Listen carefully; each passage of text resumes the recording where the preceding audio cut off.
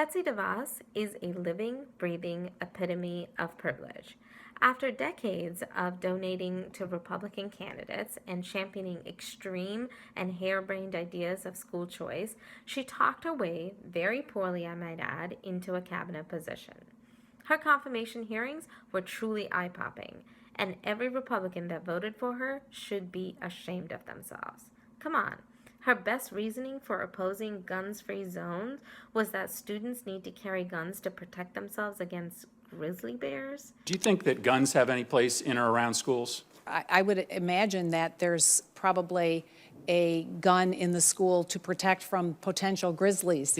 Even if you can look past that as some kind of middle America gun-toting ish, how could anyone that cares about education in this country not be extremely concerned that the woman asking to be at the helm of national education policies didn't even know nor had prepared to learn fundamental laws governing education? IDEA and the protection of students with disabilities, yeah. Great examples of programs that are already underway in states. Ohio has a great program, and in fact, Sam and his mom are here today, beneficiary of the John Peterson Special Needs Scholarship Program. But I understand that, and because my time is limited, excuse me for interrupting, but what I'm asking you is, there is at least one voucher program in Florida, the McKay voucher program, which makes students sign away their rights before they can get that voucher. I think that is fundamentally wrong, and I think it will mean that students with disabilities cannot use a voucher system that a department under your leadership might start. So I want to know whether you will enforce and whether you will make sure that children with disabilities do not have to sign away their legal rights in order to get a voucher, should a voucher program be developed. Well, I'd love to comment to the McKay Scholarship Program in Florida, where I believe today 31,000 students are taking advantage of it, and 93% of the parents that are utilizing that voucher are very, very pleased with the, And I'm sorry, as opposed to 30-some% that of parents happy with the and assigned I'm sorry, school. but that isn't the question I asked. So for right now, I'm going to move on to one final question. I really do wish we had a second round, because there's a lot here that is critical to our children, especially with disabilities. How about a softball? What are your thoughts on student growth versus proficiency? If I'm understanding your question correctly around proficiency, I would also correlate it to competency and mastery, so that each student is measured according to the advancement that they're making in each subject area. Well, that's growth. That's not proficiency. So in other words, the growth they're making is in growth. The proficiency is an arbitrary standard. If they've reached a level, the proficiency is if they've reached a like third grade level for reading, et cetera. No, I'm talking about the debate between proficiency and growth. Yes. And what your thoughts are on them. Well, I was just asking to clarify then. Well, this is a subject that has been debated in the education community for years. And I've advocated growth, as the chairman and every member of this committee knows, because with proficiency, teachers ignore the kids at the top who are not going to fall below proficiency, and they ignore the kid at the bottom who, no matter what they do, will never get to proficiency. So I've been an advocate of growth, but it surprises me that you don't know this issue. And Mr. Chairman, I think this is... Guess you don't care as long as we shut down all public schools and siphon all that money into private hands. For a cabinet that is remarkably lacking in intelligence, this display of ignorance was quite remarkable. I guess she was able to cash in on all that campaign money she gave over the years and waltzed her way into the position of Secretary of Education.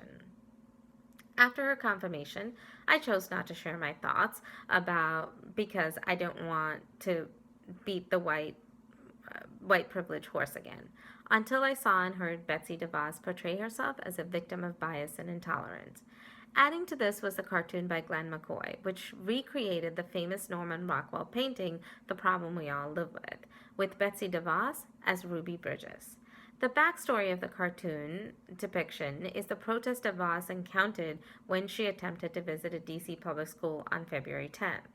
Peaceful protesters blocked her entry into the school. Her security team escorted her into her car and they drove to a different entrance, and she got into the school. Some would say this is all part of the cost of becoming a public servant.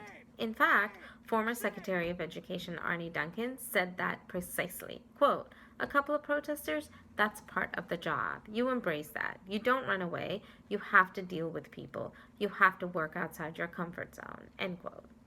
Now, you might argue that it wasn't Devos who portrayed herself this way, and it was a cartoonist making the comparison, until you hear that Devos sees herself as a victim.